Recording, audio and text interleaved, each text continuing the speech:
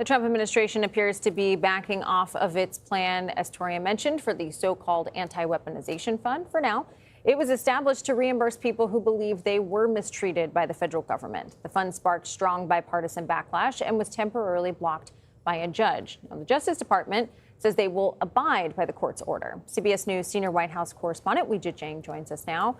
So Weijia, why now? Why reverse course on this fund? Do you think it will stick? Well, there are really two things going on here happening in parallel. On the one hand, there are court cases in federal court that have required the fund to be temporarily halted, which the DOJ said it would comply with. There's also another inquiry down in Florida looking at whether the plaintiff and the defendant are actually the same, because plaintiffs in that case say that, it is President Trump in both cases. So you have the legal aspect that is holding the fund up. But separately from that, CBS News has learned that the administration plans to scrap the fund altogether. And that is because in a rare instance of Republican backlash, there has been so much pushback from not only Democrats, but Republicans on Capitol Hill, who clearly drew this as a line that they did not want to cross.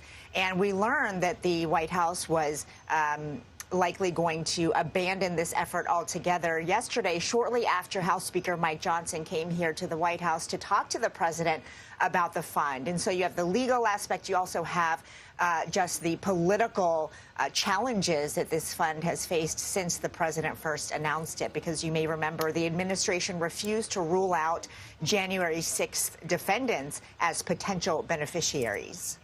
So, Weijia, as you know, Acting Attorney General Ty Blanche will likely face scrutiny over the fund when he testifies on Capitol Hill today. As you indicated, and others, many Republicans are now and have in the past couple of days come out against this fund. What can we expect?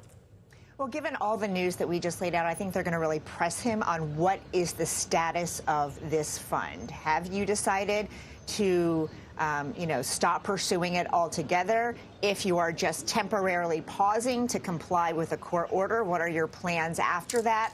And I imagine they will want answers about who can and cannot receive money from this fund if it, in fact, goes forward. And Weijia, this broke in the last hour. President Trump said he's appointing Bill Pulte to serve as acting director of national intelligence. He's currently the director of the Federal Housing Finance Agency and chairman of Freddie Mac. We were joking, so many different hats. What are we learning about that?